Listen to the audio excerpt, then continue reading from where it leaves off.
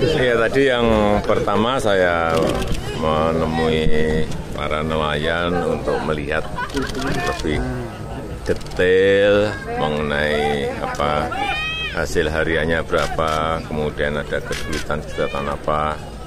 Bersama di sini kesulitan dalam mendapatkan solar, meskipun ada, tetapi memang agak sulit. Sehingga tadi sudah diselesaikan oleh Pak Menteri Erik, Pak Menteri KKP, untuk dibuatkan SPBU kecil, khusus untuk para nelayan yang dimiliki nanti, Pak Bupati tadi sampaikan BUMD. Sudah.